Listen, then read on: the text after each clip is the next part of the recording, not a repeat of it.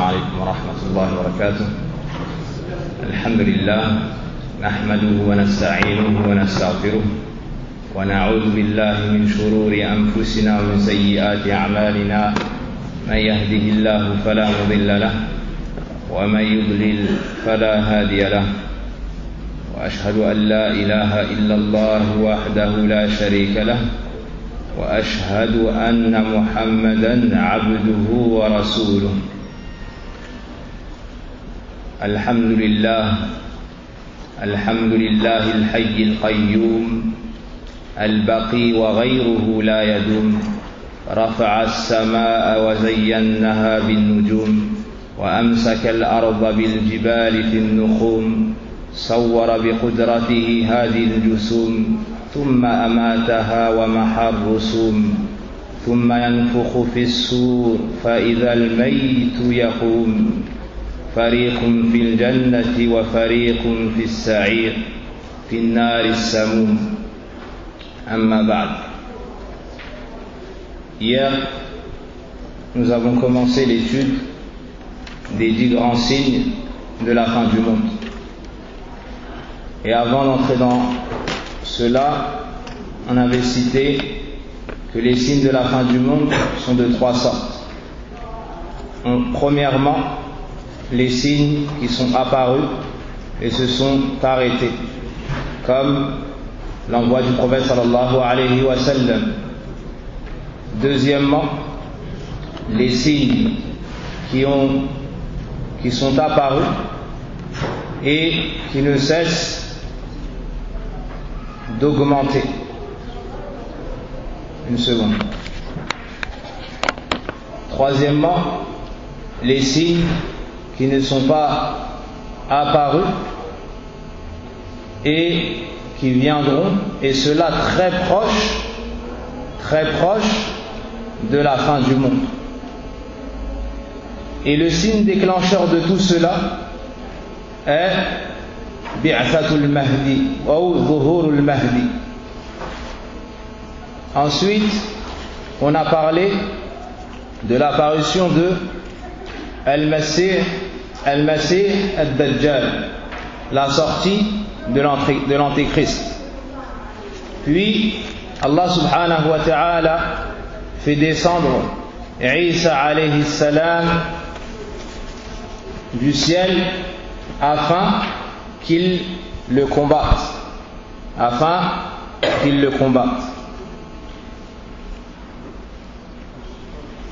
Puis il y a la sortie de Ya'juj wa Ma'juj. Puis il y a la sortie de Ya'juj wa Ma'juj.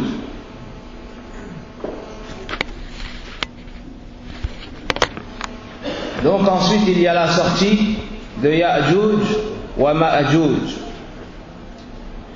قال الله إن يأجوج ومأجوج لمفسدون في الأرض. Allah subhanahu wa ta'ala nous décrit leurs actions. Ils sèment le désordre sur la terre. قال سبحانه فإذا جاء وعد ربي. قال بعض المفسرين خروج يأجوج ومأجوج، كما قال العلامة المفسر السعدي رحمه الله تعالى. Donc la sortie de Ya'juj et de Ma'juj a été citée dans le Coran. Et Dhul Qarnayn, qui était un roi pieux, un réformateur, est celui qui a enfermé ses peuples. Et celui qui a enfermé ses peuples, comme Allah subhanahu wa ta'ala nous a cité cela dans Souratul Kahf.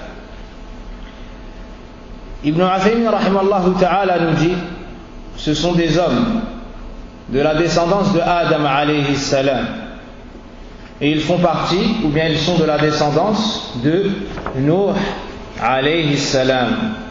En ce qui concerne leur description, ils ont l'apparence des gens de Mongolie. Ils ont des petits yeux, des nez aplatis ou des visages aplatis. Parmi les preuves de leur sortie proche de la fin du monde. قال الله حتى إذا فتحت يأجوج ومأجوج وهم من كل حدب ينسلون. الحدب كل مرتفع من الأرض. Donc Allah subhanahu wa ta'ala nous dit qu'il va, ou bien que l'espace, c'est-à-dire ce dans quoi ils étaient enfermés, va s'ouvrir et ils vont pouvoir sortir et ils vont se répandre par la suite. Les savants ont dit que cela apparaîtra dans le temps où Isa alayhi salam sera descendu. وعند مسلم وأبي داود والترمذي والنسائي وابن ماجه رحمهم الله في حديث طويل قال النبي صلى الله عليه وسلم إن الله يوحى على عيسى عليه السلام بعد أن قتل الدجال قد أخرجت عبادا من عبادي لا يدانون لك بقتالهم أي لا تستطيع ذلك فحرض عبادي إلى الطور فيبعث الله سبحانه وتعالى يأجوج ومأجوج وهم كما قال الله من كل حدب ينسلون فيرغب عيسى وأصحابه إلى الله عز وجل ويرسل عليهم نغفا أي دودا صغيرة في رقابهم فيصبحون موتى كموت نفس واحدة.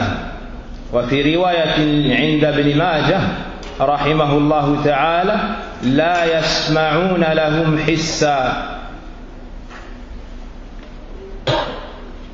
ثم يقال من رجل يشتري نفسه وينظر ما فعلوا ينزل منهم رجل قد وطأ نفسه على أن يقتلوه فيجدهم موتى فينادي ألا أبشروا قد هلك عدوكم فيخرج الناس.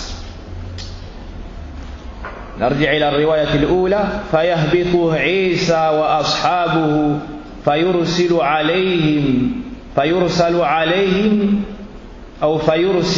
عليهم طيرا كأعناق البخت فتحملهم حيث شاء الله. وهذا الحديث صححه العلامة الألباني.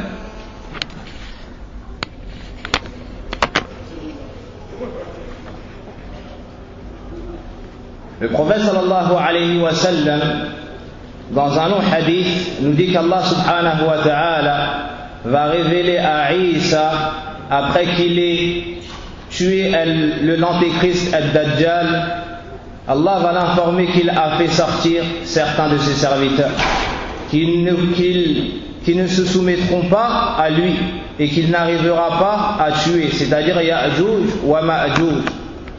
Alors il lui ordonnera d'emmener ses serviteurs à Tour. À ce moment-là, Allah subhanahu wa ta'ala va permettre à Ya'juj et Ma'juj de se répandre.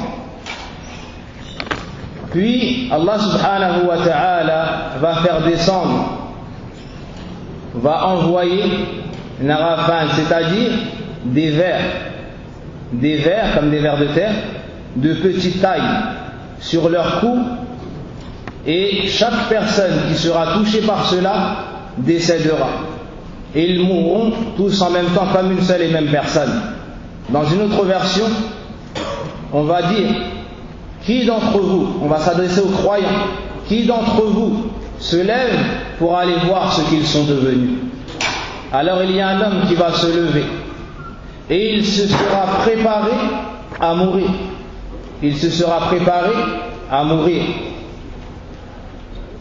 Et lorsqu'il viendra, il les trouvera tous morts. Le peuple tout entier de Ya'juj et de Ma'juj, il les trouvera tous morts. Puis, il annoncera la bonne nouvelle aux croyants réjouissez-vous, vos ennemis sont tous morts. Puis Allah subhanahu wa ta'ala enverra des oiseaux qui auront comme apparence d'avoir des longs coups, comme les chameaux. Et ils ramasseront l'ensemble de ces cadavres. Les savants ont expliqué cela en disant que Ya'juj et Ma'juj sont tellement nombreux que si l'ensemble des hommes se seraient réunis pour les enterrer, ils n'auraient pas réussi. Et cela même s'ils avaient mis toute leur vie pour faire cela. Après qu'Allah subhanahu wa ta'ala ait mis fin à l'épreuve de Ya'juj et Ma'juj, le signe suivant parmi les signes de la fin du monde est Al-Khusufat al-Thalatha. Il y aura 3 engloutissements de terre. Al-Khusufat, c'est-à-dire qu'il y aura un éboulement de terre, ou plutôt littéralement un engloutissement de terre. Un engloutissement. Comme Allah subhanahu wa ta'ala a fait par exemple à Qarun. قال فخسفنا به وبداره الأرض en سورة القصص. وعند مسلم عن حذيفة بن أسيد أن رسول الله صلى الله عليه وسلم قال إن الساعة لن تقوم حتى تروا 10 آيات فذكر منها 3 خسوفات خسف بالمشرق وخسف بالمغرب وخسف في جزيرة العرب. Le prophète sallallahu alayhi wa sallam nous a informé de cela et nous dit que l'heure de la fin du monde ne sonnera pas tant qu'il n'y aura pas eu 3 engloutissements. Un à l'est ou à l'orient, un en occident ou à l'ouest, et un dans la péninsule arabique, et un dans la péninsule arabique. Donc ça, c'est un des signes, un des grands signes de la fin des temps. Après cela, il y aura un autre signe. Il y aura un autre signe. Et en ce qui concerne le tartib, l'ordre des signes de la fin du monde, nombreuses sont les paroles, cela car il n'y a pas de texte qui nous est parvenu avec les signes de la fin du monde dans l'ordre. Lorsque le prophète sallallahu alayhi wa sallam les a cités, il a dit par exemple Tulu' al-Shams, alors que c'est un des derniers signes parmi les 10 grands signes. Donc les signes n'ont pas été cités dans l'ordre. C'est pour cela que les savants ont beaucoup divergé, et ici j'essaie de vous les citer dans l'ordre le plus plausible, à peu près, wallahu a'lam. Donc après, le signe suivant des signes de la fin du monde est Ad-Dukhan. Ad-Dukhan, c'est-à-dire une grande fumée. Une grande fumée. Fi akhir az-zaman. قال الله فارتقب يوم تأتي السماء بدخان مبين أي واضح يخشى الناس أي يعمهم. Donc Allah dans le Coran nous informe d'une fumée qui va venir et qui va englober tout le monde. Et qui va englober tout le monde. Et les savants ont divergé sur cette fumée. Est-ce que c'est la fumée qui a touché Quraysh? Est-ce que c'est la fumée qui a touché Kuffar Quraysh lorsque le prophète sallallahu alayhi wa sallam a fait dua contre eux ou pas? Donc certains savants disaient que le Dukhan qui est voulu ici, c'est ce qui a touché Kuffar Quraysh. Et c'est ce qui a été attribué à Abdullah ibn Mas'ud radiyallahu anhu. D'autres parmi les savants, ومنهم ترجمان القرآن عبد الله بن عباس رضي الله عنهما قال وبعض التابعين رجحوا أن الدخان المرادة أو المقصود في الآية الدخان في آخر الزمان. في آخر الزمان. Donc Abdullah ibn Abbas et d'autres parmi les pieux prédécesseurs voyaient que cette fumée était la fumée qui arrivera proche de la fin des temps. ثم بعد ذلك إخوة الإيمان طلوع الشمس من مغربها. Après cela, un des plus grands signes, un des signes qui fera en sorte que l'ensemble des gens et même les non-musulmans vont croire. Pourquoi? Ce signe est tellement immense qu'il ne laissera aucun doute dans le cœur, et cela même dans le cœur de ceux qui ont le cœur mort. Vous savez tous et vous voyez tous que chaque jour le soleil se lève. Il se lève où? Il se lève à l'est et se couche à l'ouest. Et ce signe de la fin du monde est que le soleil va se lever à l'ouest. Il va se lever de son couchant. Il se lève d'un côté et se couche de l'autre côté. Et cela car Allah subhanahu wa ta'ala lui permet ça chaque jour. Mais ce jour-là, Allah subhanahu wa ta'ala ne va pas lui permettre de repartir vers le levant. Il va donc se relever du couchant. Donc l'ensemble des créatures, après avoir vu toute leur vie le soleil se lever d'un côté, ils le verront se lever de l'autre. À ce moment-là, la porte du repentir se referme. Wa inna lillahi wa inna ilayhi raji'un. قال الله يوم تأتي بعض آيات ربك لا ينفع نفسا إيمانها لم تكن آمنت من قبل أو كسبت في إيمانها خيرا. Allah subhanahu wa ta'ala dans ce verset nous parle de certains signes et nous dit que ce jour où ces signes-là sortiront, l'âme ou bien celui qui n'avait pas cru auparavant, ça ne lui servira plus à rien de croire. Pourquoi cela? Parce qu'Allah Azza wa Jal n'acceptera plus à ce moment-là le repentir. Beaucoup de savants, beaucoup d'exégètes du Coran ont dit que les signes voulus dans ce verset, le signe voulu dans ce verset était que le soleil se lève du couchant. Et l'imam al-Barawi rahimahullah ta'ala, qui est un des plus grands exégètes du Coran, nous dit وَهَذَا قَوْلُ جَمَاهِيرِ الْمُفَسِّرِينَ. L'imam al-Barawi rahimahullah ta'ala nous dit وَعَلِي أَكْثَرُ الْمُفَسِّرِينَ. Et c'est l'avis de la plupart des savants de l'explication du Coran. إِذَنْ عِنْدَ ذَلِكَ بَابُ التَّوْبَةِ تُغْلَقُ لا يقبل الله سبحانه وتعالى حينئذ إيمان الكافر وسيؤمنون جميعا ولا يقبل توبة الفاسق. تنبهوا لهذا.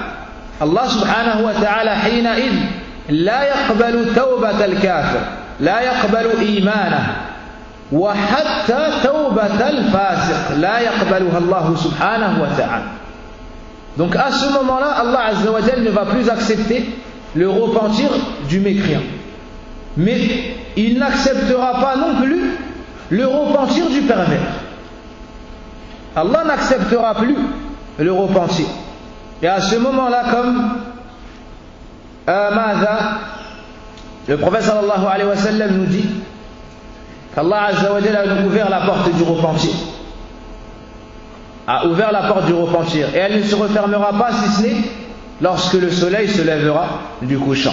Le prophète sallallahu alayhi wa sallam nous dit, comme l'imam al-Bukhari et l'imam Muslim ont rapporté, la taqumu as-sa'a hatta tatlu'a ash-shamsu min maghribiha fa idha ra'aha an-nas amanu ajma'un فذلك حين لا ينفع نفسا إيمانها لم تكن آمنت من قبل أو كسبت في إيمانها خيرا. Et dans cela il y a un grand rappel. Et dans cela il y a un grand rappel qui nous appelle à nous repentir chaque jour, à chaque minute. Car nous ne savons pas à quand l'heure. Car nous ne savons pas à quand l'heure. Donc chaque musulman doit faire ses comptes régulièrement et regarder, est-ce qu'il y a des manquements? Est-ce qu'il a des manquements envers Allah Azza wa Jal? Est-ce qu'il a des manquements envers ses parents? Est-ce qu'il a des manquements envers sa famille? Est-ce qu'il a des manquements envers ses proches? Est-ce qu'il a des manquements envers ses frères? Et ainsi de suite.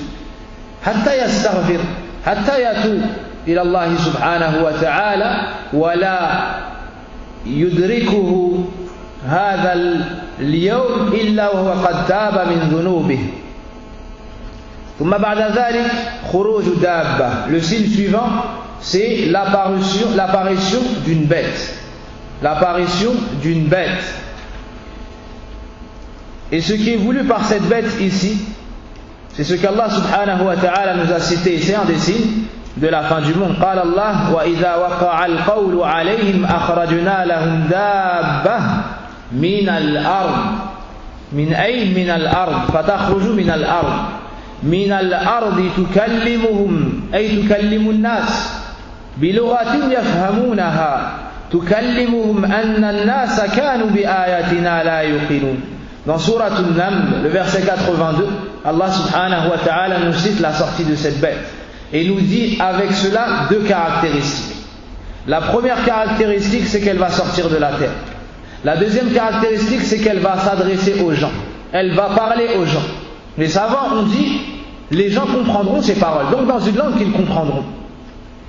En ce qui concerne les caractéristiques de cette bête, Ibn Kathir rahimahullah ta'ala nous dit, ou bien Ibn Kathir rahimahullah ta'ala et d'autres parmi les savants nous disent qu'on ne connaît pas les caractéristiques de cette bête. Et d'autres parmi les savants ont dit que tous les hadiths décrivant cette bête sont faibles. Toutes les caractéristiques décrivant cette bête sont faibles. Et elle va sortir à un moment où les gens seront loin de la religion d'Allah subhanahu wa ta'ala. Ibn Kathir dit وَذَلِكَ عند فساد الناس وتركهم أوامر الله. Donc cette bête va venir comme pour conseiller les gens. Comme pour conseiller les gens. Ibn Uthaymin rahimahullah ta'ala nous dit ليس في النصوص الصحيحة ما يدل على مكان خروجها ولا صفاتها ولا صفاتها. Ibn Uthaymin rahimahullah ta'ala nous dit il n'y a aucun texte qui nous montre d'où elle sortira, ni même ses caractéristiques. Donc on croit en ce qu'Allah Azza wa Jalla nous a cité dans ce verset. Et on ne connaît pas non plus l'espèce de cette bête. On ne connaît pas non plus l'espèce de cette bête. Et les savants citaient beaucoup de paroles, si ce n'est qu'il n'y a pas de hadith authentique sur cela. L'imam al-Qurtubi par exemple rahimahullah ta'ala nous dit وأصح الأقوال أنها فصيلة ناقة صالح. C'est le petit de la chamelle du prophète Salih alayhi salam. Mais les savants ont dit qu'il n'y a pas de preuve affirmant cela. D'autres ont dit que c'est le jassasa, et d'autres ont dit ala kulli hal al-aslam, le plus sage dans les masail ghaybiyya, c'est de s'arrêter à ce qui nous est venu dans le Coran ou la Sunnah maqboulah min al-Nabi sallallahu alayhi wa sallam. Ensuite, un des signes qui attriste le plus le musulman, un des signes qui attriste le plus le croyant, celui qui a eu le goût de la lecture du Coran, celui dont la poitrine s'apaisait à la récitation du Coran, celui qui faisait partie de Ahlul Qur'an, Ahlullahi wa khassatuh, Raf'ul Qur'an wa indirasul Islam. Subhanallah. Raf'ul Qur'an al-Karim wa indirasul Islam. Ce signe est qu'on va retirer le Coran de la terre, retirer le Coran des masahif, et l'islam va commencer à disparaître, la disparition de l'islam. وهذا لما ثبت من حديث حذيفة ابن اليمان عند ابن ماجه يدرس الإسلام كما يدرس وشي الثوب حتى لا يدرى ما صيام ولا صلاة ولا نسك ولا صدقة ولا يسرى على كتاب الله في ليلة فلا يبقى منهم آية. سبحان الله. وتبقى طوائف من الناس الشيخ الكبير والعجوز يقولون أدركنا آباءنا على هذه الكلمة لا إله إلا الله فنحن نقولها والحديث صححه العلامة الألباني. À quel moment se produira cela? Lorsque les gens vont s'éloigner du Coran, lorsque les gens vont s'éloigner de la croyance, lorsque les gens vont s'éloigner de l'étude de leur religion. Famille أكبر فوائد مجالس انعقاد مجالس الذكر حفظ القرآن حفظ الإسلام. Donc parmi les plus grands bienfaits de s'asseoir pour étudier la religion d'Allah, enseigner la religion d'Allah, apprendre la religion d'Allah, le fait de préserver l'islam et de garder avec nous le Coran. Et lorsqu'on dit que le Coran sera enlevé de la terre, c'est-à-dire qu'il sera même enlevé du mushaf, le Coran que tu vois, les gens vont se lever un jour, ils vont l'ouvrir et il n'y aura plus de versets, subhanallah. Il n'y aura plus de Coran. Il n'y aura plus de Coran. Et cela, car ils se sont détournés de la parole d'Allah subhanahu wa ta'ala, qui méritait toute la considération. Toute la considération lorsqu'ils se sont détournés de cela. Allah subhanahu wa ta'ala a fait lever ce signe. Le signe est souvent, et cela nous appelle à quoi? Cela nous encourage à hifz le Coran, à mémoriser le Coran, tadabbur le Coran, à méditer le Coran, fahm le Coran, comprendre le Coran, al-amal bi hada le Coran, mettre en pratique le Coran. Mettre en pratique le Coran. Combien parmi les gens, subhanallah, parmi les frères qu'on voit au masjid depuis des années, wallahi su'alun, ma adri ma aqul. Des années, je te croise mon frère, des années. Puis un jour, tu viens me poser quoi comme question? Est-ce que lorsque je lis le Coran en français, sache qu'il n'y a pas de Coran en français, ya akhal islam, le Coran, nazala bilisanin arabi mubin. Lorsque je lis la traduction du Coran en français, est-ce que j'entre dans le hadith de celui qui aura 10 récompenses pour chaque lettre? Est-ce que celui qui lit la traduction en français a telle chose et telle chose et telle chose? Ya subhanallah. Ya subhanallah. Ta'allam al-lughat al-arabiyya, lughat nabiyyika wa habibika wa rasulika Muhammad sallallahu alayhi wa sallam. Ta'allam lughat al-sahaba. Apprenez la langue arabe. Apprenez à lire l'arabe, c'est très facile. C'est très facile. Pour celui à qui Allah Azza wa Jal bien sûr aura facilité. Tu peux apprendre l'arabe en un laps de temps très court. Puis, prendre un grand plaisir à lire la parole d'Allah tabaraka wa ta'ala. Et pour ceux qui lisent l'arabe, ihfadhu le Coran, mémorisez le Coran, apprenez autant que possible le Coran. Combien d'heures et de jours on perd à rien faire? Dans ça, c'est dans le meilleur des cas, pour pas dire à prendre des péchés, en désobéissant à Allah Azza wa Jal et en mangeant la chair des musulmans. Occupez votre langue par ce Coran, mémorisez le Coran afin de ne pas subir ce grand malheur qui est le fait de ne plus trouver le Coran un jour. Le signe suivant, et c'est le dernier signe par lequel on conclura les signes de la fin du monde, les 10 grands signes de la fin du monde. An-nar allati tahshuru an-nas. Donc le dernier signe, c'est un feu qui va apparaître. Un feu qui va apparaître et va faire se déplacer les gens pour qu'ils soient tous réunis sur une seule et même terre. Un feu qui va apparaître, qui aura pour sagesse de faire se déplacer les gens et de réunir l'ensemble des gens sur une seule et même place. عن حذيفة ابن أسيد رضي الله عنه قال قال النبي صلى الله عليه وسلم وآخر ذلك. Et ici on a le tartib. Pourquoi est-ce qu'on peut affirmer que c'est le dernier signe? Parce que le prophète sallallahu alayhi wa sallam dit ici, et la dernière chose, c'est-à-dire des signes de la fin du monde, des grands 10 derniers signes, narun takhruju min al-Yaman tatrudu an-nas fi ardi mahsharihim. Le prophète sallallahu alayhi wa sallam nous dit, et le dernier signe, et un feu qui va sortir du Yémen, min qa'ri Yémen, qui va pousser les gens et réunir les gens sur la terre du rassemblement. Sur la terre du rassemblement. قال أهل العلم هناك فائدة الحشر حشران الحشر حشران حشران في الدنيا وحشران في الآخرة. Sachez que le rassemblement est de deux sortes. Je viens de citer que ce feu-là a pour but de rassembler les gens sur une seule et même terre. Pourquoi? Cela va venir.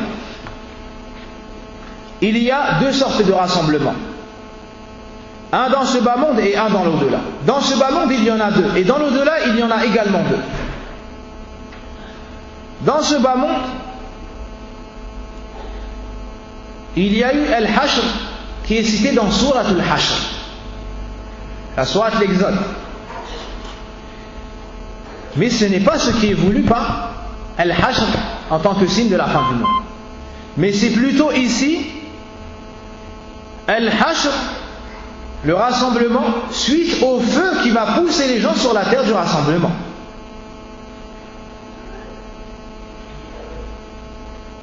Et dans l'au-delà, il y a deux hashr. Le premier, hashrul amwati ba'da al-ba'th. Le premier, c'est le rassemblement des gens après la résurrection. Et le deuxième, et là, premièrement, la preuve de cela, وَنَحْشُرُهُمْ فَلَمْ نُغَادِرْ مِنْهُمْ أَحَدًا أو وَحَشَرْنَاهُمْ نعم وحشرناهم فلم نغادر منهم أحدا فلم نغادر منهم أي لم نترك. Donc Allah dans le Coran nous dit, nous les rassemblerons et on ne laissera personne. Ça c'est dans l'au-delà, après la résurrection, après Al-Qiyam, après Al-Ba'th. Et le deuxième hashr, c'est hashrun nas fil jannah. C'est le rassemblement des gens au paradis. C'est le rassemblement des gens au paradis. Et le feu également est de deux sortes. Et le feu également est de deux sortes. Le premier, narun takhruju min ardil Hijaz, tudi'u laha a'naqul ibil min ardi Busta ay fi Sham. أخرجه الإمام مسلم من حديث أبي هريرة. Tout comme le hashr sont de deux sortes, les feux sont de deux sortes. Le premier feu, c'est un feu qui sort du Hijaz, qui va illuminer, qui va éclairer le cou des chameaux. Et ce feu-là va sortir vers la Syrie, ou est sorti vers la Syrie. L'imam Ibn Kathir, rahimahullah ta'ala, ce grand savant, cet historien, nous dit وقد وقعت كما نعم وقد وقعت. Il nous dit que ce feu a eu lieu. Ce feu a déjà eu lieu. Ensuite, il y a un deuxième feu. C'est le feu du signe de la fin du monde. C'est le dernier signe de la fin du monde. Comme dans le hadith de l'imam Muslim. Il sortira du Yémen. Ce feu-là sera au Yémen. Et il emmènera les gens vers Sham, vers la région qui se trouve actuellement vers la Syrie. Pour finir le hadith des 10 signes. لا تقوم الساعة حتى تروا 10 آيات طلوع الشمس من مغربها ويأجوج ومأجوج والدابة وثلاثة خسوف خسف بالمشرق خسف بالمغرب وخسف في جزيرة العرب ونارا تخرج من قعر عدن تسوق الناس أو تحشر الناس فتبيت معهم حيث باتوا وتقيل معهم حيث قالوا. وهذا حديث حذيفة بن أسيد الغفاري عند الترمذي. Et l'imam Al-Albani rahimahullah ta'ala nous dit qu'il est authentique. Après ces 10 signes, chers frères, donc on a conclu avec les signes de la fin du monde. Nous allons passer maintenant à marahil al-akhirah wa ahwaluha. Nous allons passer maintenant à un autre sujet qui n'est en réalité que la continuité de cela. Lorsque les gens seront réunis sur cette terre Sham, suite au feu qui est sorti de Adan, Allah subhanahu wa ta'ala va ordonner qu'on souffle dans la trompe. Va ordonner qu'on souffle dans la trompe. Donc la première chose, al-nafkhu fi s-sur. La première chose à savoir, la première chose à laquelle nous devons avoir foi et qu'on doit croire, لأن هذه الأمور أيها الإخوة من الإيمان أو تدخل في الإيمان باليوم الآخر. وقد علمتم من خلال دروسنا في حديث جبريل عليه السلام أن النبي صلى الله عليه وسلم قال الإيمان أن تؤمن بالله وملائكته وكتبه ورسله واليوم الآخر وأن تؤمن بالقدر خيره وشره.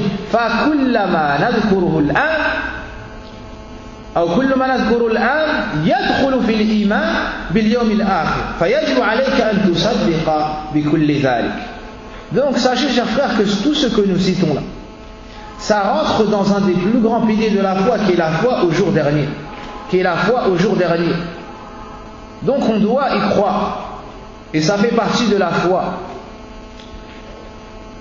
Donc on va souffler dans la trompe. La trompe, c'est connu. Une trompe, c'est ce dans quoi on souffle. Et ce qui est voulu ici, c'est ce qu'Allah subhanahu wa ta'ala nous cite dans le Coran. Par exemple, dans Surat al-Zumar, وَنُفِخَ فِي الصُّورِ.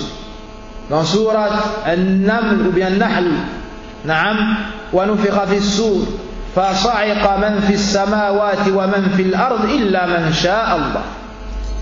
هذا هو السور وهذه النفخة. Celui qui va souffler dans la trompe s'appelle Israfil. C'est un des anges les plus connus. Israfil. Et j'ai trouvé que certains savants disaient wa ahadu hamalatil arsh, wa ahadu hamalatil arsh, wallahu a'lam. Et j'ai trouvé que certains savants disaient que c'était un des anges qui portait le trône. C'était un des anges qui portait le trône. إذن الله سبحانه وتعالى يأمر إسرافيل بالنفخ في الصور. عند مسلم من حديث عبد الله ابن عمر رضي الله عنهما أن النبي صلى الله عليه وسلم قال ثم ينفخ في الصور فلا يسمع أحد إلا أصغى ليتا ورفع ليتا أي فعل هكذا. Comme on dirait tendre l'oreille. Et ensuite il se remet en position normale. ثم لا يبقى أحد إلا صعق ثم ينزل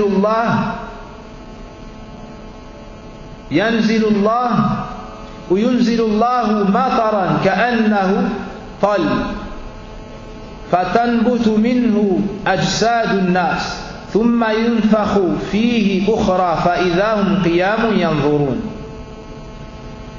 Le prophète sallallahu alayhi wa sallam nous dit, on va ensuite souffler dans la trompe. Il n'y a pas une personne qui l'entendra sans qu'il ne tende l'oreille. Ensuite, il se remettra en position normale. Comme lorsque tu entends un son. Lorsque tu entends un son et que tu veux vérifier quel est ce son. Vois-tu l'action que tu fais? C'est ce qui est voulu ici dans le hadith. Ensuite, le prophète sallallahu alayhi wa sallam nous dit, et il n'y a pas une personne qui entendra cela sans qu'elle ne tombe morte, sans qu'elle ne tombe par la suite morte. Ensuite Allah Azza wa Jal fera descendre une pluie qui sera semblable à la rosée. Et de cela, les corps vont repousser. De cela, les corps vont repousser. Ensuite, on va ressouffler une deuxième fois dans la trompe. Et à ce moment-là, ils vont sortir de leur tombe. Ils vont sortir de leur tombe et seront en train de regarder. Comme Allah Azza wa Jalla dit dans le Coran, ثُمَّ نُفِخَ فِيهِ أُخْرَى فَإِذَا هُمْ قِيَامٌ يَنْظُرُونَ. Donc c'est Israfil, l'ange, qui est chargé de souffler dans la trompe. Israfil, à ce moment-là même où nous parlons, tient cela dans sa main et a porté cela à sa bouche. Et il attend juste l'ordre d'Allah subhanahu wa ta'ala pour souffler dans la trompe. Comme cela est cité dans le hadith authentique. Et une question qui est souvent posée: combien de fois on souffle dans la trompe? Est-ce que c'est 2 fois ou est-ce que c'est 3 fois? Est-ce que c'est 2 fois ou est-ce que c'est 3 fois? اختلف أهل العلم في هذه المسألة، وأرجح الأقوال والله أعلم أنها ثلاثة: نفخة الفزع، نفخة الموت أو الصعق، ونفعة البعث. Donc le plus plausible est de dire qu'il y en a 3. Premièrement, on souffle dans la trompe, et c'est ce qui va effrayer, terroriser tout le monde. Deuxièmement, on souffle dans la trompe, et c'est ce qui va faire mourir tout le monde. Troisièmement, on souffle dans la trompe, et c'est ce qui va ressusciter tout le monde. C'est ce qui va ressusciter tout le monde. C'est ce qui va faire sortir des tombes leurs habitants. Certains parmi les gens de science ont dit 2. Et on dit que les 2 premiers ne font en réalité que 1. C'est-à-dire que lorsqu'on va souffler dans la trompe, les gens vont être apeurés et suite à cela, ils vont tomber morts. Et deuxièmement, lorsqu'on soufflera dans la trompe, ils vont sortir de leur tombe vers la place du jugement. Et l'avis le plus plausible, c'est de dire qu'il y en a 3. Comme Ibn Taymiyyah rahimahullah ta'ala a dit: Wal Qur'anu akhbara bi thalathi nafakhat. Le Qur'an nous informe de 3 souffles dans la trompe. Premièrement, al-faza' fi qawli ta'ala wa yawma yunfakhu fi as-sur fa fazi'a man fi as-samawati wa man fi al-ard illa man sha'a Allah, fi surat an-Naml, le verset 87. Ensuite, naf'atu as-sa'q wal qiyam ذكرهما الله سبحانه وتعالى، يعني نفعة الساق ونفعة البعث ونفخة البعث، ذكرهما الله سبحانه وتعالى في سورة الزمر في قوله ونفخ في السور فصعق من في السماوات ومن في الأرض إلا من شاء الله ثم نفخ في أخرى فإذا هم قيام ينظرون. طيب، ومنه قول السفاريني واعلم أن النفخ في السور 3 نفخات. Donc Ibn Taymiyyah rahimahullah ta'ala nous dit que dans le Coran, Allah Azza wa Jalla nous a informé de 3 souffles dans la trompe. Premièrement, le souffle qui va apeurer les gens. Dans Surat An-Naml, le verset 87. On nous informe ici que lorsqu'on va souffler dans la trompe, les gens seront terrorisés. Ça va faire peur aux gens. Ensuite, dans Surat Az-Zumar, on nous informe des 2 souffles suivants. Le souffle qui va faire mourir les gens et le souffle qui va ressusciter les gens.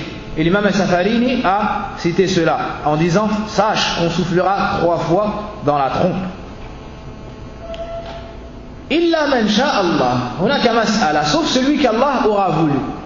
Sauf celui qu'Allah aura voulu. Qui sont les gens qui font cette exception? Qui sont les gens qui ne seront pas touchés par ce qui a été cité dans le verset? Les savants ont divergé en citant beaucoup de paroles. Et une des paroles les plus fortes est de dire que ce sont ash-shuhada, ce sont ceux qui sont morts martyrs. Ce sont ceux qui sont morts martyrs. Et c'était l'avis d'Ibn Abbas, rahimahullah ta'ala, qui est appuyé par le verset où Allah Azza wa Jal nous dit ولا تحسبن الذين قتلوا في سبيل الله أموات بل أحياء عند الله يرزقون. Et ne pense pas que ceux qui sont morts dans le sentier d'Allah, ceux qui ont été tués dans le sentier d'Allah sont morts, mais ils sont bel et bien vivants auprès d'Allah. On leur donne leur subsistance. On leur donne leur subsistance. D'autres parmi les savants ont dit, c'est tous ceux qui se trouvent au paradis. C'est ça qui reste là. C'est tout ce qui se trouve au paradis. D'autres ont dit les anges, d'autres ont dit ceux qui portent le trône. Et il y a beaucoup de paroles. Wallahu a'lam. Mas'ala. Combien de temps est-ce qu'il y aura entre le moment où on va souffler dans la trompe la deuxième fois, donc lorsque les gens vont mourir, et le moment où on va ressouffler dans la trompe une troisième fois, donc pour la troisième fois, et les gens seront ressuscités et sortis de leur tombe. طيب كم المدة بين نفختين؟ الجواب في حديث أبي هريرة رضي الله عنه عند الإمام مسلم قال النبي صلى الله عليه وسلم ما بين أي الذي ما بين النفختين 40. Le prophète sallallahu alayhi wa sallam nous dit le temps qu'il y aura entre les deux souffles dans la trompe est 40. Lorsque Abu Hurayra a apporté ce hadith, قالوا يا أبا هريرة 40 يوما قال أبيت قالوا 40 شهرا قال أبيت قالوا 40 عاما قال أبيت. Ensuite, les gens ont dit à Abu Hurayra, oh Abu Hurayra, est-ce que c'est 40 jours? Il a dit j'ai refusé. Est-ce que c'est 40 mois? Il a répondu j'ai refusé. Est-ce que c'est 40 ans? Il a répondu j'ai refusé. Le grand savant Salih al-Fawzan hafidahullah ta'ala wa kathara Allah min amthalih nous dit que les savants ont divergé sur le sens de Abayt. J'ai refusé. Pourquoi? Lorsqu'Abu Hurayra refusait de répondre. Que signifie cela? Il nous cite trois paroles. Il dit premièrement, Abayt ay nasit. Abayt, c'est-à-dire j'ai oublié. J'ai oublié. La deuxième parole, Abayt ay abayt an as'ala Rasulallah sallallahu alayhi wa sallam an dhalik. Le deuxième avis, c'est-à-dire j'ai pas osé ou j'ai refusé de poser la question au prophète sallallahu alayhi wa sallam concernant cela.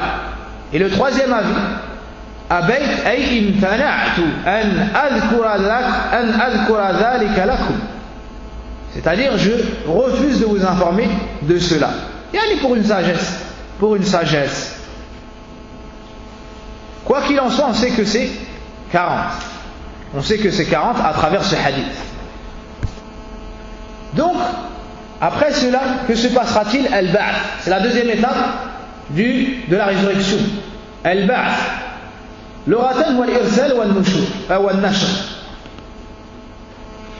Donc, Allah subhanahu wa ta'ala va ressusciter les corps. Shar'an ihya'ul mawta wa ikhrajuhum min quburihim li yawm al-qiyamah wa lil hisab wal qada'i baynahum. Al-ba'th, c'est quoi? La résurrection, c'est le fait de faire revivre les morts et de les ramener, de faire revivre les morts le jour de la résurrection. C'est le fait de faire revivre les morts le jour de la résurrection. L'imam al-Sa'di rahimahullah ta'ala nous dit, il y a beaucoup de mots dans le Coran qui sont des synonymes en réalité de al-ba'th, comme al-nushur, comme al-ma'ad, comme al-ma'ad. Comme cela est cité en surat al-Mulk, surat al-Naml et d'autres sourates. واعلم أن البعث من أكبر المسائل التي أنكرتها المشركون مع توحيد الألوهية. Ici une information importante. Sache que la résurrection des corps et des âmes le jour de la résurrection est une des plus grandes questions que les associateurs du temps du prophète sallallahu alayhi wa sallam ont rejeté et renié, avec l'unicité d'Allah subhanahu wa ta'ala dans le culte. Ils ont mécru en cela, ils ont renié cela. Et ils disaient, qu'est-ce qui pourra redonner vie à ces os, à ces ossements? Qu'est-ce qui pourra redonner vie à ces corps alors qu'ils sont devenus poussière, alors que ça n'est que de la terre, et ainsi de suite. Et de cela, tu vois que l'étude de la aqidah et de l'apprentissage des noms et des attributs d'Allah Azza wa Jal, afin de voir de sa perfection, dans sa puissance, sa sagesse, c'est une des sciences les plus importantes. Celui qui sait qu'Allah est ala kulli shay'in qadir, celui qui sait qu'il est alimun khabir, celui qui sait qu'il est ahkamul hakimi, aura aucune difficulté à croire en cela. Allah est parfaitement capable. Allah a la force, la science et la sagesse, et il fait ce qu'il veut. Et celui qui a créé les gens à partir de rien, à plus forte raison, il peut les créer à partir de quelque chose. Subhanallah.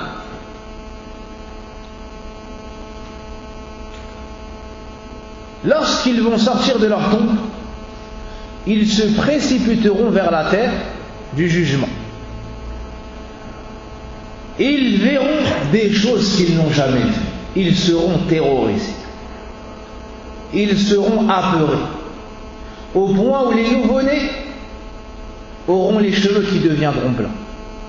Toute femelle qui porte quelque chose en elle mettra bas, que ce soit les animaux, que ce soit les femmes. La terre sera changée. Les étoiles que vous voyez tomberont comme des boules de feu. La mer sera portée à ébullition tel un feu.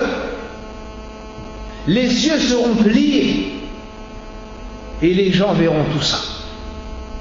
Donc, subhanallah, ils seront terrorisés, ils seront apeurés.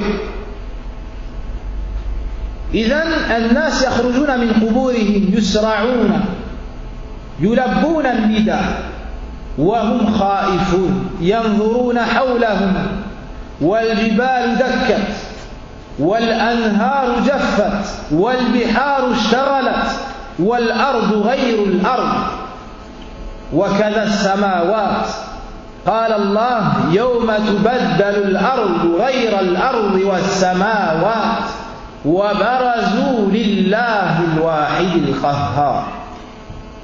Allah nous informe dans Sourate Ibrahim que les gens verront la terre, mais elle ne sera pas celle qu'ils connaissent, celle qu'ils ont connue. Donc Allah Azza wa Jal va changer tout cela. Et le prophète sallallahu alayhi wa sallam nous dit, celui qui veut voir ce jour comme s'il le voyait devant lui, qu'il lise ces sourates. إذا السماء انشقت إذا السماء انفطرت وإذا الشمس كورت. حديث عمر أو عبد الله بن عمر رضي الله عنه. L'imam Al-Albani rahimahullah ta'ala dit qu'il est authentique. Le soleil sera rapproché au-dessus des têtes et les gens vont suer.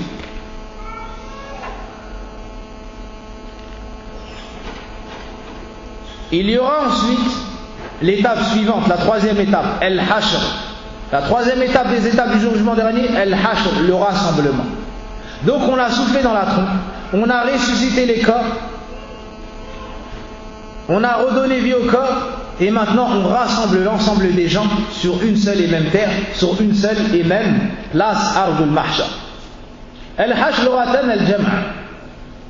وشرعا جمع الخلائق يوم القيامة لحسابهم والقضاء بينهم والبعث والحشر حق ثابت في كتاب الله وسنة الرسول صلى الله عليه وسلم وبإجماع. Le fait de croire en cela est une obligation car ça nous a été affirmé dans le Coran, la Sunna, ainsi, et il y a également le consensus des savants sur cela. Les mécréants ont dit au temps du prophète sallallahu alayhi wa sallam,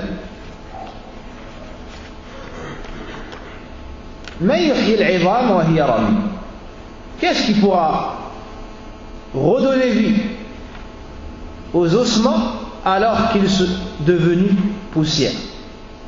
Ils ont dit également la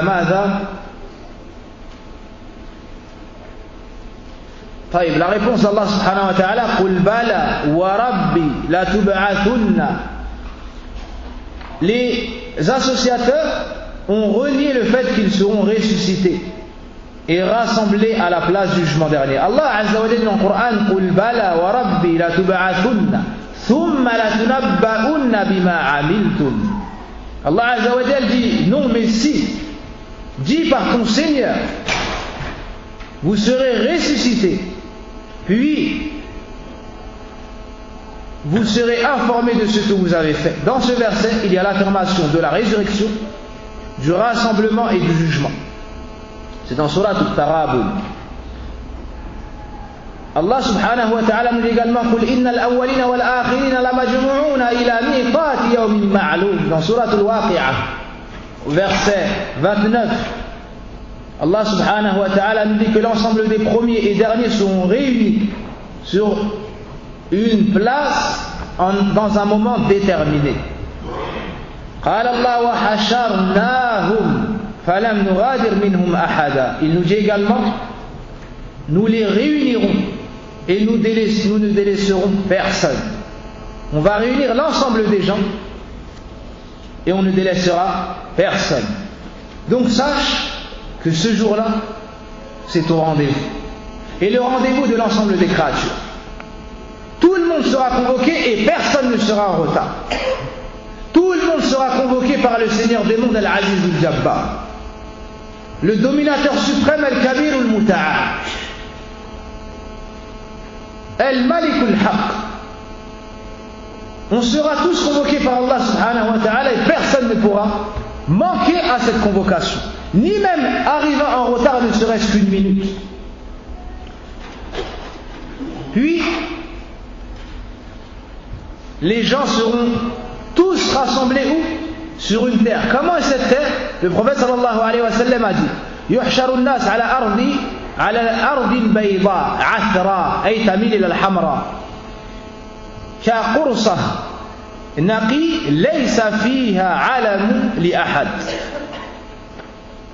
متفق عليه من حديث سهل ibn Sa'd.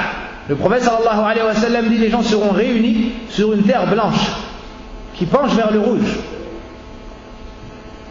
Une terre ronde où il y aura aucune trace, c'est-à-dire de construction ou d'habitation et autres, comme on dit les savants.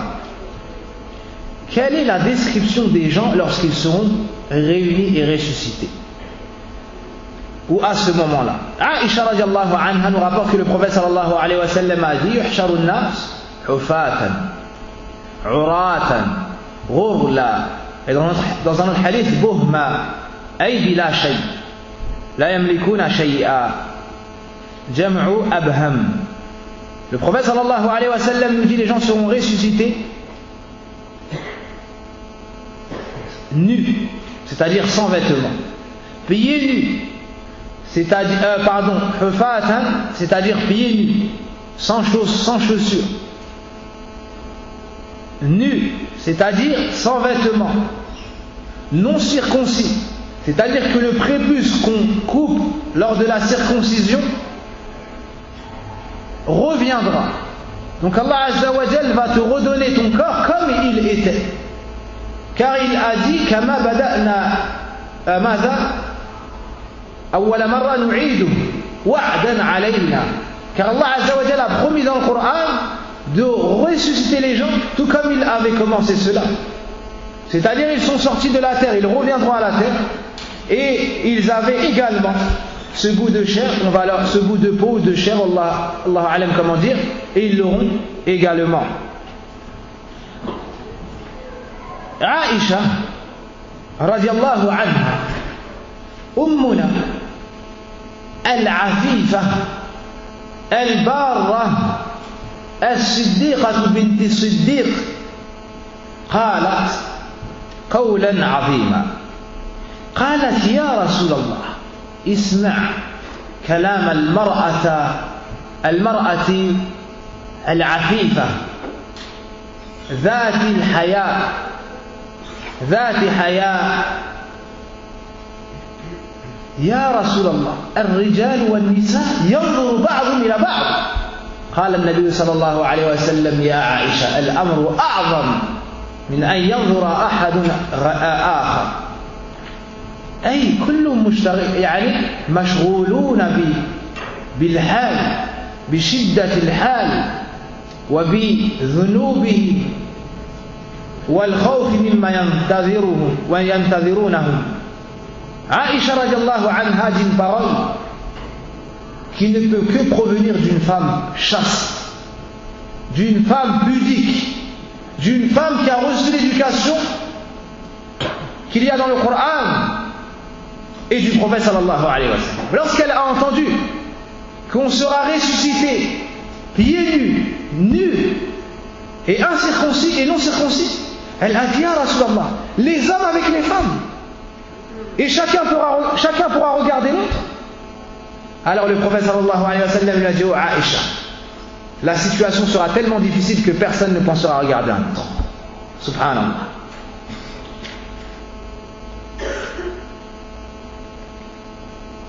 Ensuite, le soleil sera rabaissé au-dessus des têtes. Biqadri mil, à la distance d'un mille. El mil, si c'est la distance, ça équivaut à environ 1 km 600.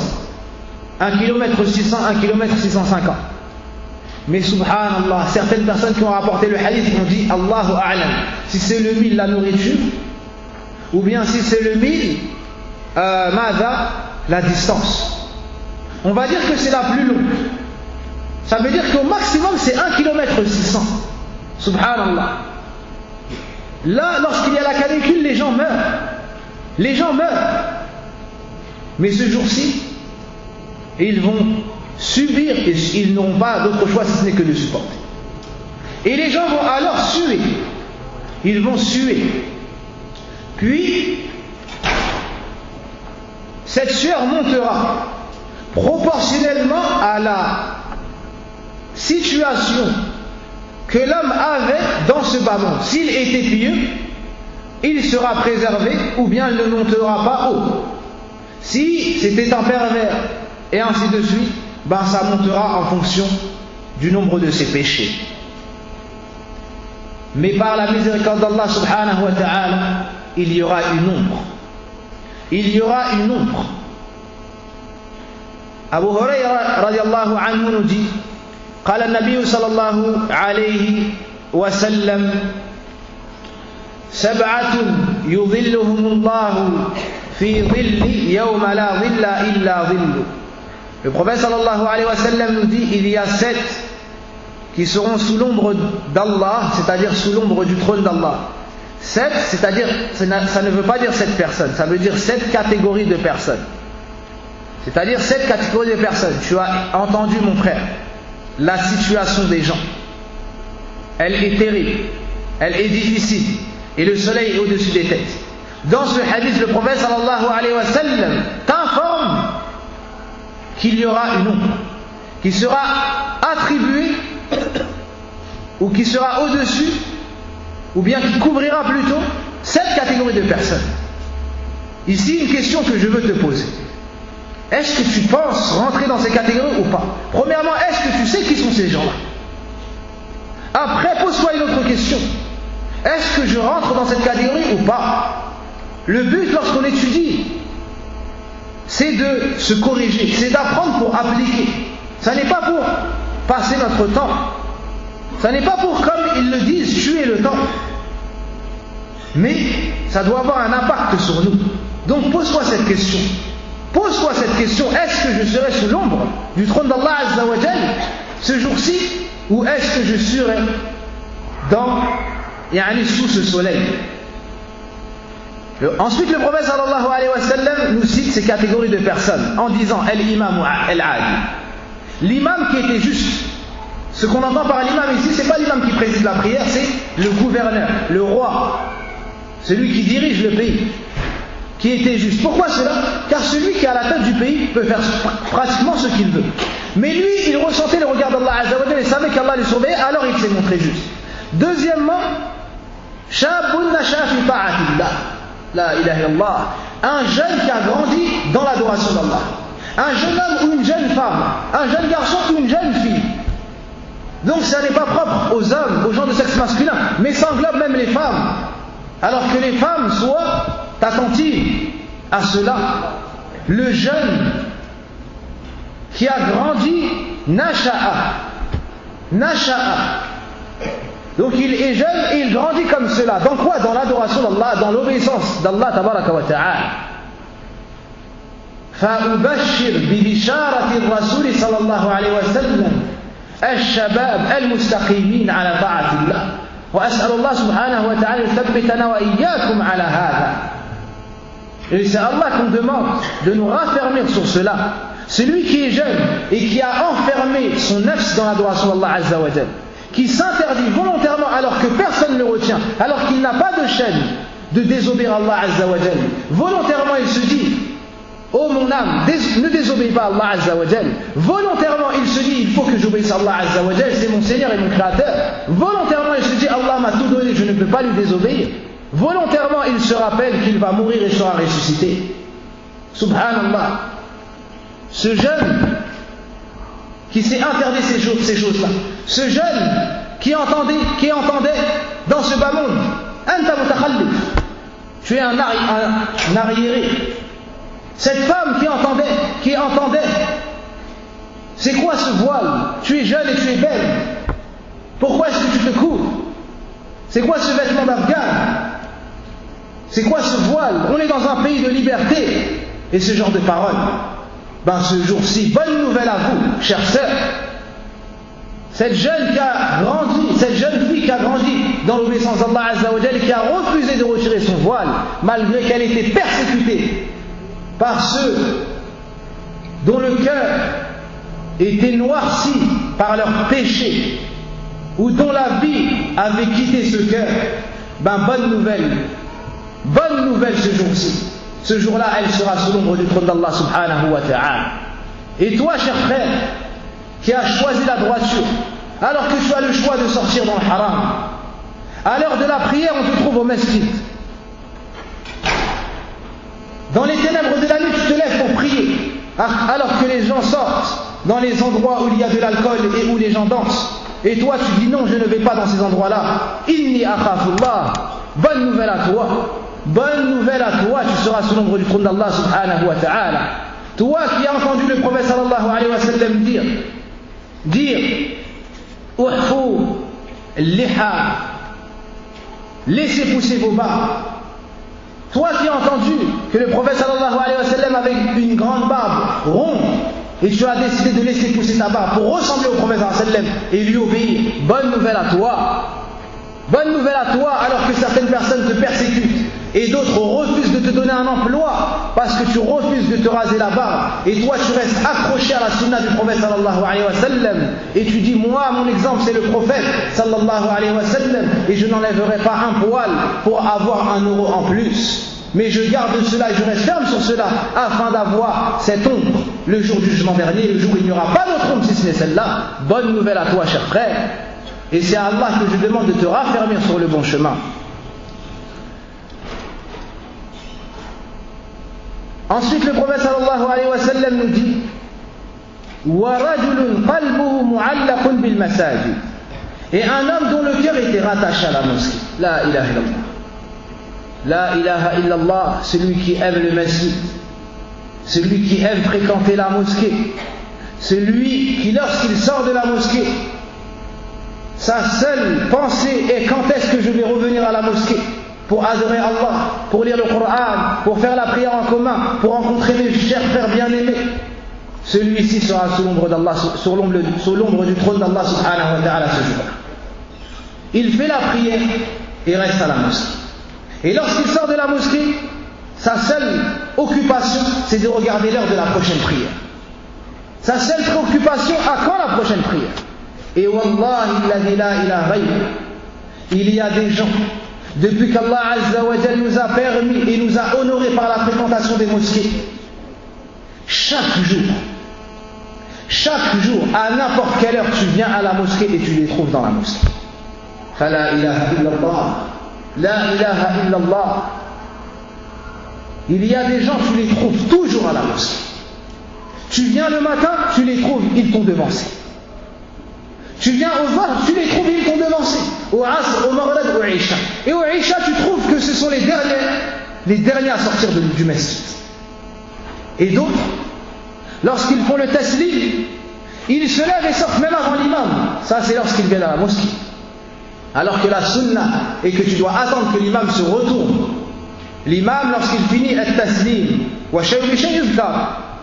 il dit astaghfirullah, astaghfirullah, astaghfirullah, lamanta salam wa minka salam, tabarakta, ya dhal jalali wal ikram. Ensuite, il se retourne vers les gens.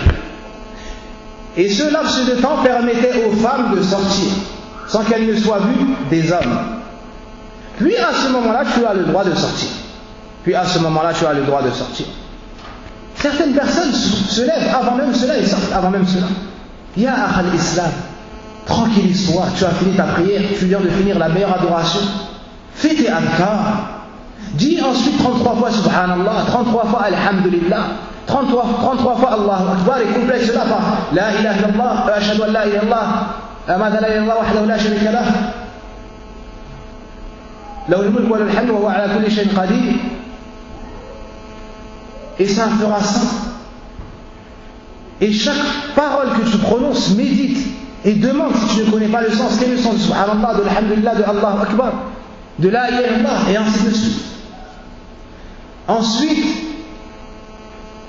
tu vas et tu fais ce que tu as à faire. Puis tu reviens à la prochaine prière et ainsi de suite. Voici celui dont le cœur est attaché à la mosquée. Ensuite, le prophète sallallahu alayhi wa sallam nous dit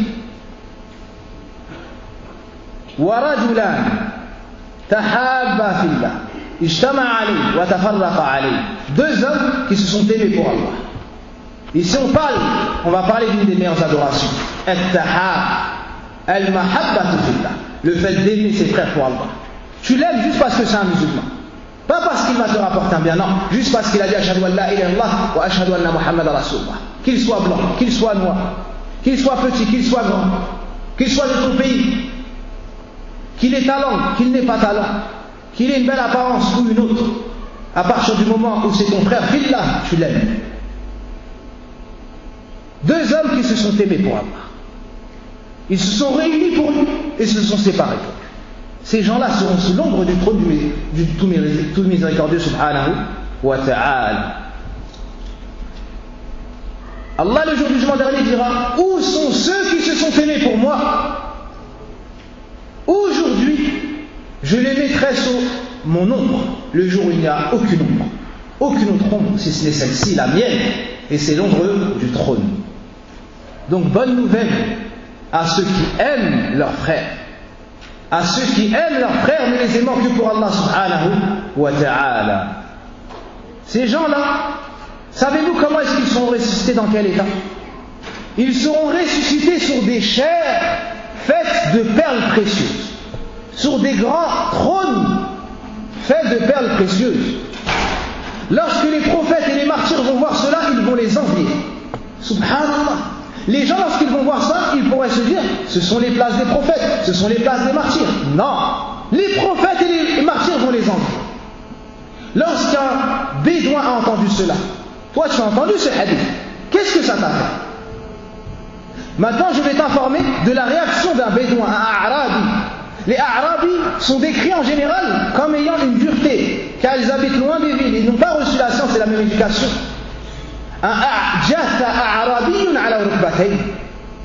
Un bédouin est tombé sur ses genoux lorsqu'il a entendu ce hadith.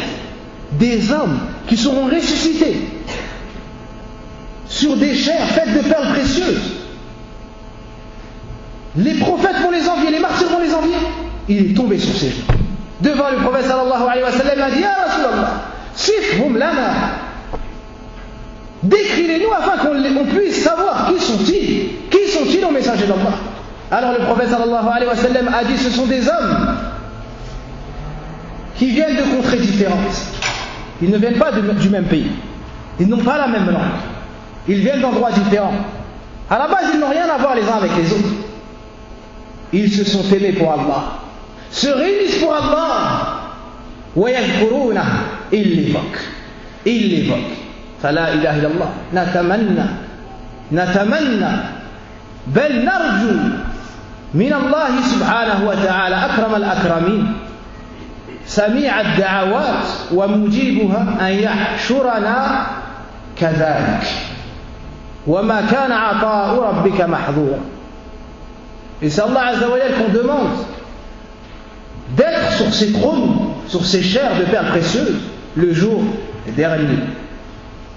Ensuite, le prophète sallallahu alayhi wa sallam nous dit وَرَجُلٌ دَعَتْهُ إِمْرَأَةٌ ذَاتُ مَنْصِبٍ وَجَمَالٍ فَقَالَ إِنِّي أَخَافُ اللَّهَ. Ensuite, parmi ceux qui seront sous l'ombre du trône d'Allah subhanahu wa ta'ala, un homme qui a reçu les avances d'une femme.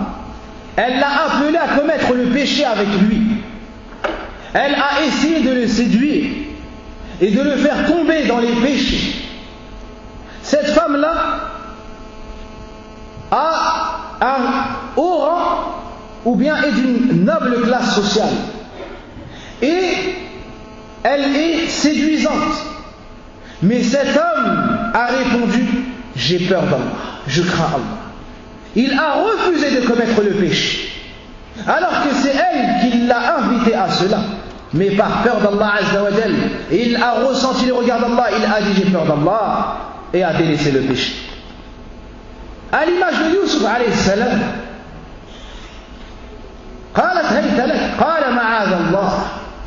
lorsque la femme de l'Aziz l'a appelé au péché, il s'est rappelé d'Allah et a délaissé cela.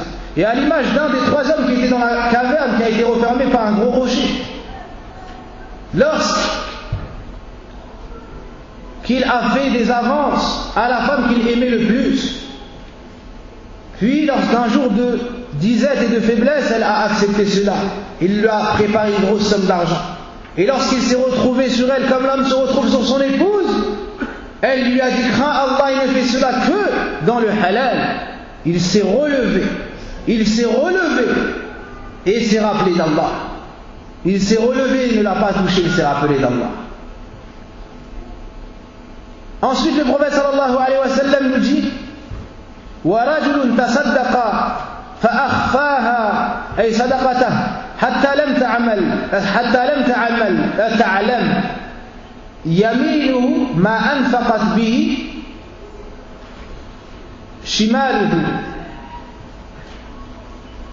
Le prophète sallallahu alayhi wa sallam nous dit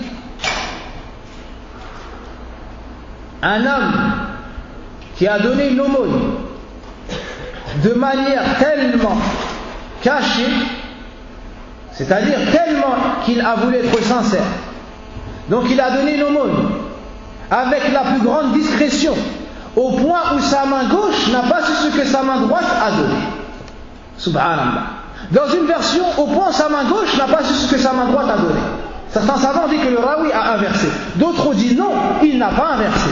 Mais cet homme-là sait que le regard des gens est basé sur quoi? Est posé naam sur sa main droite. Parce que c'est la main qui agit. C'est la main qui prend, c'est la main qui donne. Alors, il n'a pas voulu être vu des gens. Il a donc utilisé à la place de sa main droite sa main gauche, pour que personne ne le voie.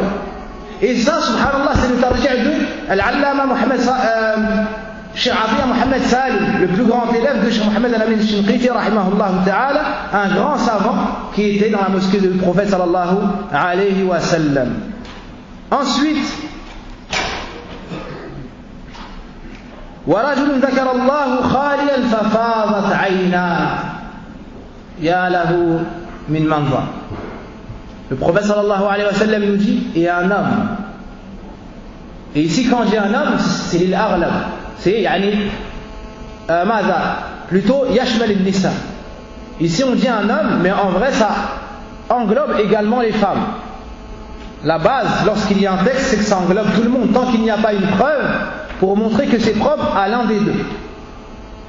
Par exemple, Par exemple, lors de la prière, le fait de mettre un hijab, c'est propre aux femmes car il y a un texte. Par exemple, le fait de se marier avec un wali, c'est propre aux femmes car il y a un texte. Le fait de voyager avec un mahram, obligatoirement, c'est propre aux femmes car il y a un texte. Wa halumma. Donc le prophète sallallahu alayhi wa sallam dit, un homme qui a évoqué Allah alors qu'il était tout seul, alors qu'il était en aparté, et il a fondu en larmes. Littéralement, il a fondu en larmes. Fadat ayna. Et ici, on nous montre que c'est sans takalluf. Il n'a pas amené ses pleurs lui-même. Il ne s'est pas forcé à pleurer lui-même. Il n'a pas crié et élevé sa voix, comme on peut voir dans les nuits de Salat al-Tarawih. Les gens pleuraient, élevaient la voix, criaient. Non. Ma kanat hada salaf hadi. Ça n'était pas la voix des pieux prédécesseurs. Le prophète sallallahu alayhi wa sallam, lorsqu'il pleurait, il se contenait. Et c'était comme s'il y avait une marmite portée à ébullition. Et il y avait beaucoup de larmes qui coulaient. Par moments, ça remplissait sa barbe. Par moments, son torse. Et par moments même, ça tombait sur la terre.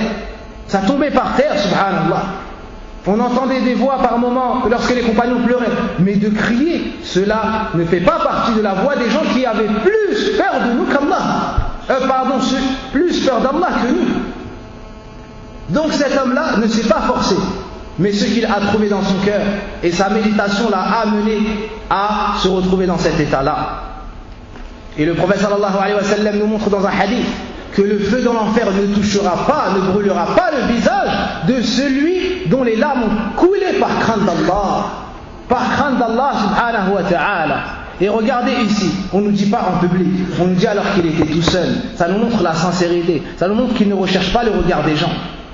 Il ne recherche pas le regard des gens. Les Sahaba pleuraient en public parce que leur foi était forte ou bien parce qu'ils entendaient des choses touchantes. Mais chez eux, ils étaient pareils. Et nous, par moments, lorsqu'on est en groupe, la foi augmente, la foi est forte. Les larmes coulent. Mais lorsqu'on sort de la mosquée, on oublie beaucoup. On oublie beaucoup. Et on va qu'à nos occupations.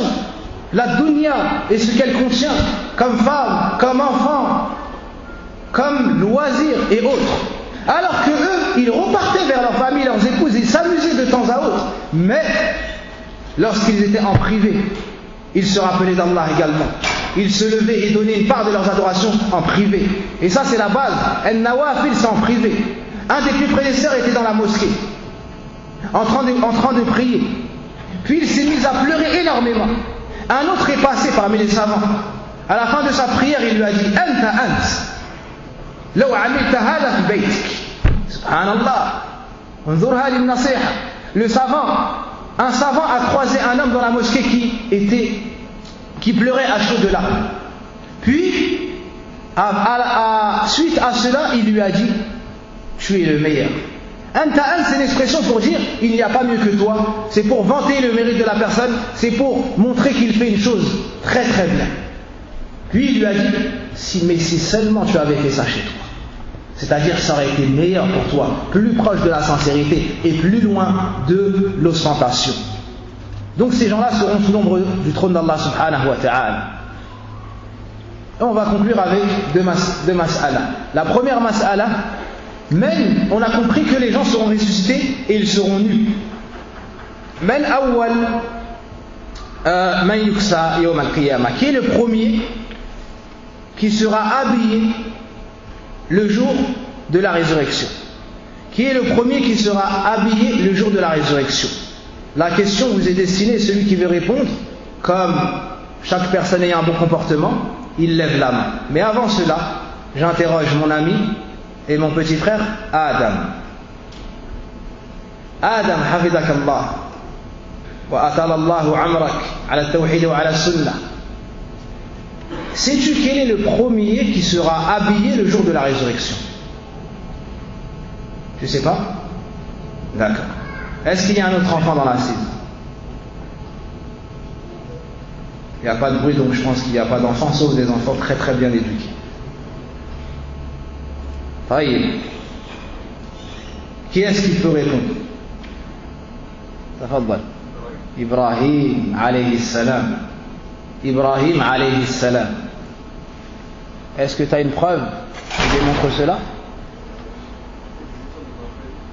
Tu crois? Dans la aqidah, on ne croit jamais, on est sûr. Tu as lu ça dans un hadith. Naam, barakallahu fik. Al-iman yaqum ala al-yaqin. La foi, c'est la certitude. Comme le frère a dit, cela a été affirmé dans un hadith. Où ça, dans le recueil de l'imam al-Bukhari, rahimahullah ta'ala, le prophète sallallahu alayhi wa sallam nous dit que le premier qui sera habillé le jour du jugement dernier est Ibrahim. Al-Hafid ibn Hajar, rahimahullah ta'ala, parle d'une mas'ala. Est-ce que ça veut dire qu'il va être habillé avant le prophète Mohammed sallallahu alayhi wa sallam ou pas? Ça, c'est ce qui est apparent dans le hadith. Mais il nous dit wa khususiyatu dhalik li Ibrahim alayhi salam la yani dhalik annahu afdal min an-nabi sallallahu annahu afdal min an-nabi sallallahu alayhi wa sallam. طيب ثم يعلل ذلك يقول هذا لأنه قيل أنه لما أرمي في النار جرد عن ثيابه. Donc le prophète sallallahu alayhi wa sallam nous dit le premier qui sera habillé le jour de la résurrection est Ibrahim alayhi salam. Quelle est la sagesse de cela? Certains parmi les savants ont dit parce que lorsqu'on l'a jeté dans le feu, on lui a enlevé ses vêtements. On lui a enlevé ses vêtements. Alors Allah Azza wa Jal pour élever son rang Yawm al-Qiyamah et le récompenser devant la patience qu'il a eue, il va le vêtir en premier. Il va le vêtir en premier. D'autres ont dit Ibrahim alayhi salam est le premier qui sera habillé car c'est le premier à avoir mis as-sarawil. C'est le premier à avoir mis as-sarawil. Ce qu'on pourrait pas traduire par les pantalons, ce qu'ils mettent au Maroc et dans d'autres pays. Pantalons amples. Et ne comprenez pas de cela que Ibrahim alayhi salam est meilleur que le prophète Mohammed sallallahu alayhi wa sallam. Non. Car on peut donner une particularité à un homme sans pour autant qu'il soit meilleur qu'un autre. Même si ce deuxième n'a pas la particularité du premier. Et d'autres parmi les savants ont dit, le prophète sallallahu alayhi wa sallam, lorsqu'il a dit cela, il ne s'est pas rentré dans la généralité. C'est-à-dire que le premier qui sera habillé est Ibrahim parmi les gens. Mais après moi. Est-ce que vous avez compris? Donc comme pour dire que le prophète sallallahu alayhi wa sallam sera le premier. ولكن في الحقيقة السلامة في أخذ الظاهر. Le mieux c'est de prendre ce qui est apparent. Le mieux c'est de prendre ce qui est apparent. Donc on dit que le premier à être habillé c'est Ibrahim alayhi salam, comme l'a dit le prophète sallallahu alayhi wa sallam. Et ça ne veut pas dire qu'il est mieux que le prophète sallallahu alayhi wa sallam, car le prophète sallallahu alayhi wa sallam lui-même a dit Ana sayyidun nas, Ana sayyidu waladi Adam wa la fakhr. Je suis le meilleur des gens, je suis le meilleur des fils d'Adam, sans me vanter. Ibn Azaymin rahimahullah ta'ala dit une belle parole. Il dit Al-Fadail la yus'alu anha. Ibn Azaymin a dit lorsqu'il y a des privilèges, on ne doit pas demander pourquoi et pourquoi. Parce qu'Allah dit dans le Coran Dhalika fadlullah yu'tihi man yasha. Voici le bienfait d'Allah, il le donne à qui il le veut. Et Inch'Allah, dans mon prochain cours qui aura lieu avant l'Asr, on continuera Inch'Allah et on expliquera comment les gens seront avant le Maghrib. Barakallahu fikum. Avant le Maghrib, on reprendra sur la manière dont seront ressuscités les mécréants. Comment est-ce qu'ils sont ressuscités? Est-ce qu'ils sont ressuscités comme tout le monde sur leurs pieds, debout, comme vous voyez le frère marcher? Est-ce qu'ils seront comme ça ou d'une autre manière? C'est ce qu'on verra Inch'Allah ta'ala avant Al-Maghrib.